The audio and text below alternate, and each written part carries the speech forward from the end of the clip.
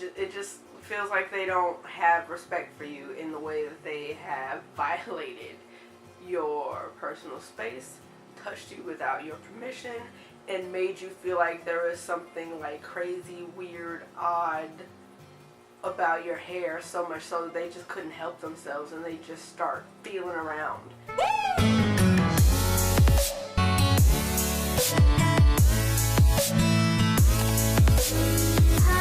I'm so nervous with this damn earring. I feel like it's gonna fall out. It's like it's jangly. Hello, booktubing world. This is I, Capri Nicole, and I'm back with another video. So today it's another discussion video. So today I'm gonna talk about 3 topics, and then I'm also gonna have Lauren input it on here because she answered one of the questions that were on my discussion list. So let's get into it. Okay, so we're going to talk about 3 different topics that are from the list of discussion topics that I came up with from Melanin Book Magic. So the first thing that I want to talk about is what is my favorite Black-ish inspired book cover, and for me, my most remembered one will probably be The Skin I'm In. That was like one of the books I read when I was like in elementary school, and I just remember seeing like this beautiful black girl on the cover, and she just had these full lips and these big eyes, and I was just like, wow, like that's really cool just like to see somebody that looks like me, kind of. That's the one that I remember the most. It's probably one of my most favorite because it was just so simple and it was so beautiful, and I loved that book. I read it again as an adult and I still loved it. It's a classic, like it's a classic. But that's definitely one of my favorites. I feel like books that just like feature that show like black features really up close is more of like my favorites, because Children of Blood and Bone is also one of my favorites. I just love to see like a black female or a male that is a person of color on the cover, just like really close. Like I just love to see all their features. So I feel like those are probably my most favorite like book covers, because I just love to see us represented simply. Like just see us, their face, beautiful and bare, and just it's just, I love it so much. So another discussion topic that I had was, do I think that authors force diversity into their stories just because they receive backlash? So I personally, I don't know. I'm like wishy-washy with this one. I feel like constructive criticism is really important. So if someone's saying, hey, like we don't feel included, like it would be really nice for you to put us in your books, and like we really want to be represented because we're the ones buying your books, or you know, whatever. If the author sees that and the author hears that and they add that into their book, are they wrong? I mean, if they do it the wrong way, then they're wrong. Like if you just add in a character that's diverse but you don't know how to give that character like substance or give that character good representation, then you just should not. Just stick to the characters you already got.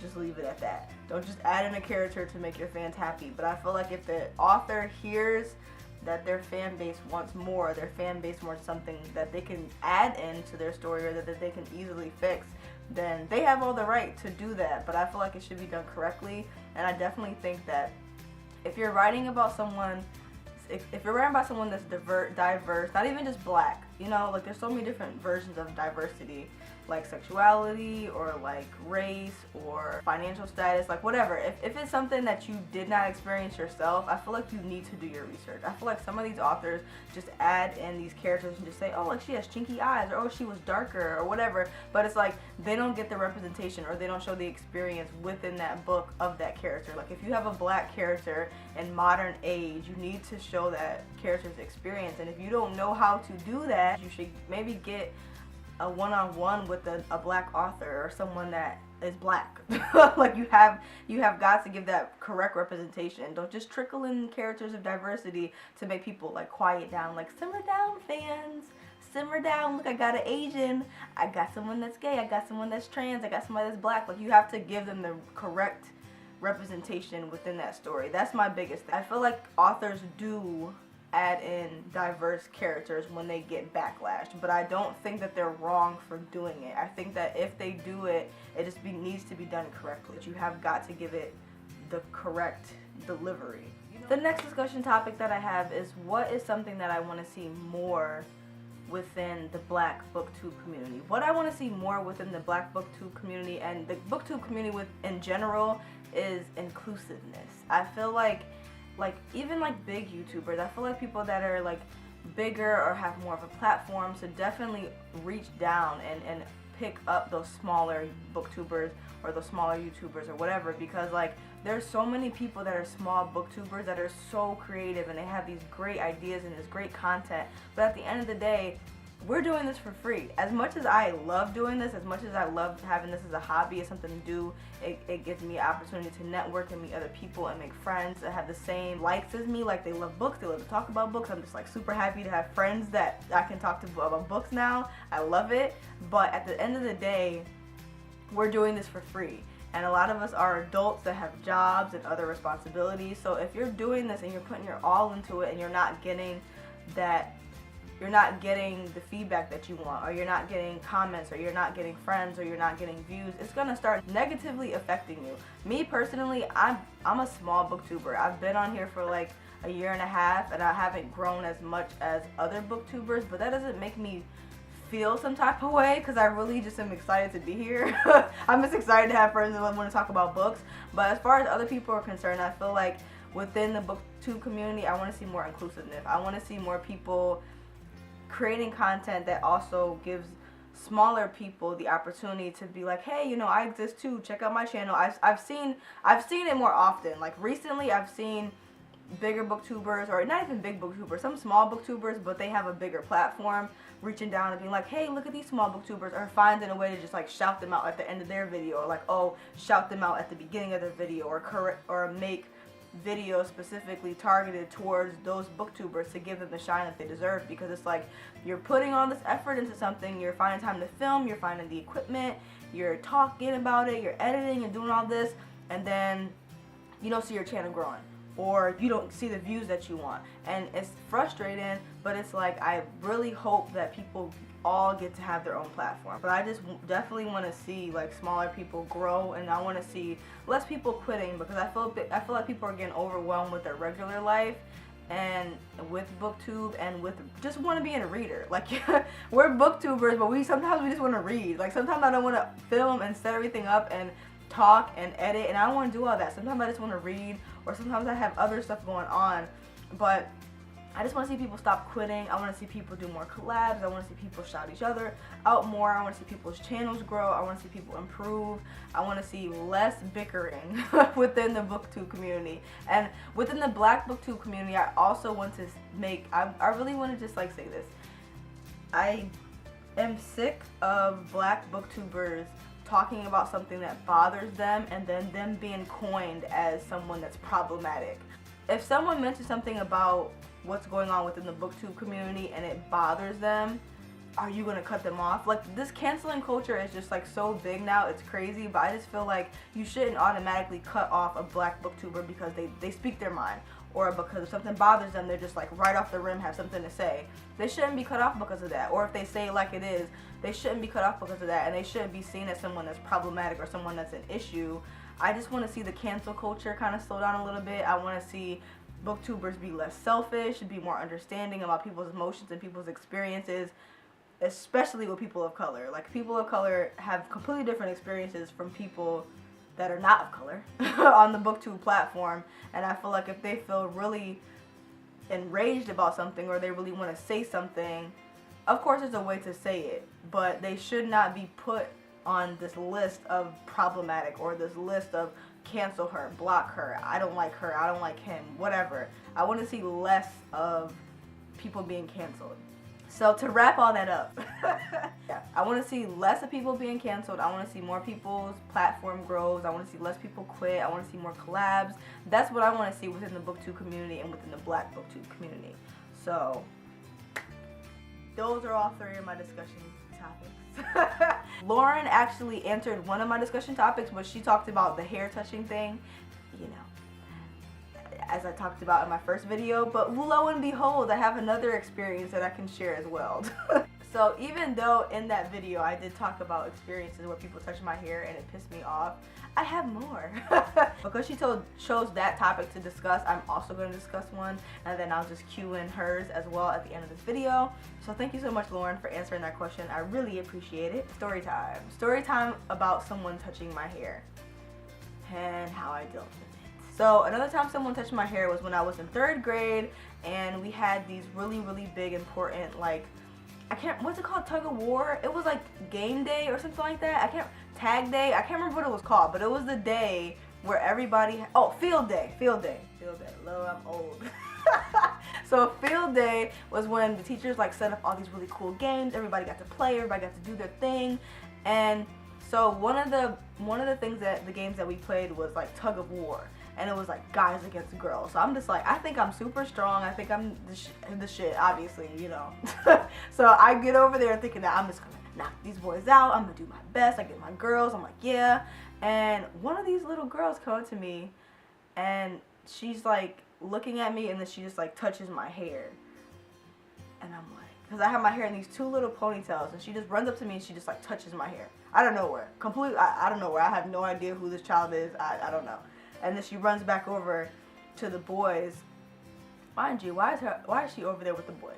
She wasn't even supposed to be over there. But she ran over, touched my hair, ran back over to where the boys was, and they were like, oh, well, we can win the game. All we have to do is like rub her hair against the rope and it'll be slippery and they'll lose.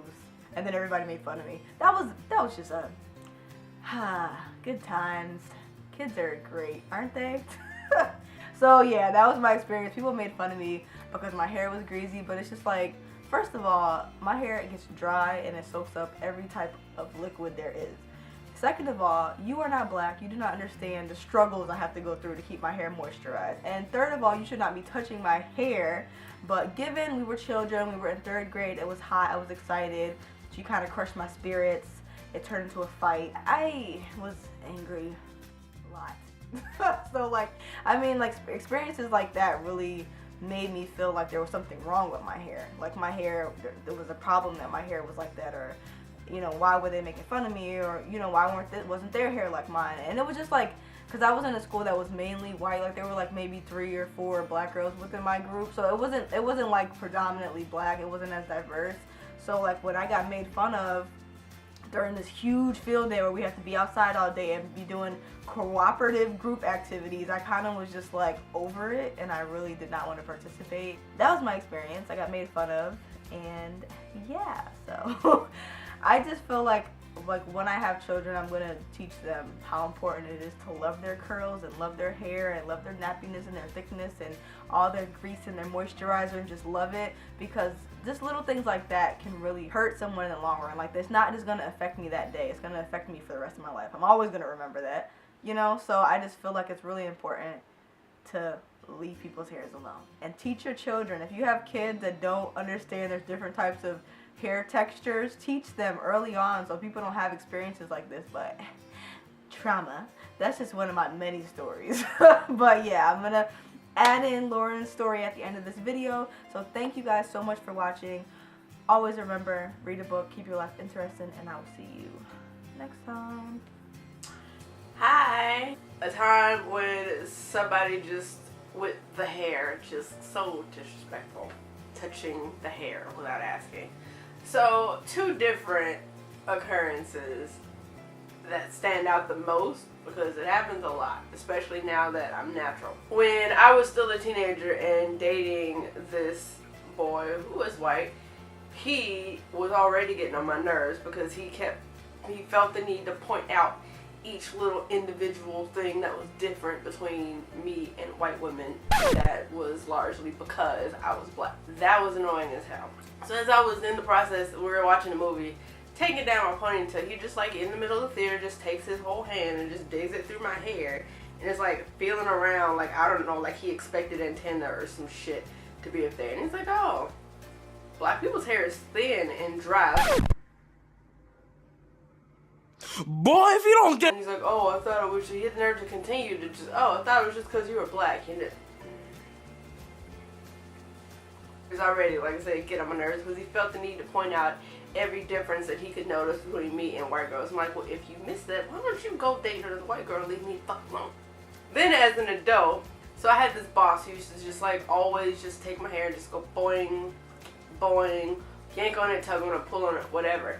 And I really didn't know how to, I'm one of those people, like, I can't address things the second they make me mad, or the second it'll come out wrong, like, in a way that I will get in more trouble than my coworkers because whatever they did, I'ma just snap. So I have to wait until I calm down. And then by the time I calm down, I can never figure out how to address it because this particular place we worked, it had a small number of staff. So it wasn't like I could take a staff member off and then not have to deal with them anymore. So I felt like maybe I don't really know what to do. So I would like swat away, but I never really said anything because I felt like that could come back on me later because this person was in a supervisory position over me. That is a problem, I think. There is a problem with people feeling like they have the right to like touch black women's hair when it's like this, or just in general. Maybe because it's big, maybe because they feel like it's just right there. But no, like, you wouldn't do that to anybody else. Would you just go, like, messing in people's curls or hair or whatever? So it's just always a weird fucking thing, I felt like. And you tried it. So even though I, in that instance, felt like her intentions were harmless, I also, it comes down to this feeling that I have when people do stuff like that and just kind of make me feel like I have no other value than for entertainment. Like, they purposely piss me off because they like it when I snap at somebody and they think it's funny. Or, you know, like stuff with the hair. I'm not a plaything, I'm not a toy, I'm a person, and you are invading my personal space and touching a part of my body without my permission. And I really didn't know how to handle it. In my adult life, nobody had been bold enough to do so. And then not only that, but this person was in a supervisory position over me, and I just didn't want to rock the boat. But it made me really uncomfortable. And it's the same thing as like if somebody's pregnant and some other person just walks over there and puts their hands on their belly. Would you touch a woman who wasn't pregnant and just walk up and just start feeling around her torso and belly and stuff? That's weird and it's inappropriate. Stop touching people without their permission. I hate that. That is such a pet peeve of mine. Like, I don't care like how shiny somebody's hair is, or pretty or curly or like stick straight or just whatever, and it's just really pretty. I'll say, I really like your hair. How do you get it like that? I don't go, what is it that you people do to your hair to make it do that? Like, it's just so rude. This is a body part. It is attached to my body. Hands off. Like, as a black woman, my hair has become a part of my identity. It's a link to my culture, to my roots. It's something that I struggle with to take care of, but it's a form of expression. It is a way for me to display strength of character in some ways, because working in a lot of places where they prefer you to wear your hair straight, I've chosen to, you know, wear mine natural in green, blue, teal, whatever the fuck. It's just a big part of me. In the same way that you wouldn't touch somebody's tattoos, in the same way that you wouldn't like touch somebody's piercing, you don't touch people's hair. And I'm not saying that's a purely black thing. However, I don't see women just like going and just like touching, tugging on with like this just face of pure interest and wonder. And how in the hell do you do that on white women's hair? But I see them do it a lot to black women. It's invasive. It's othering because you don't feel like a person.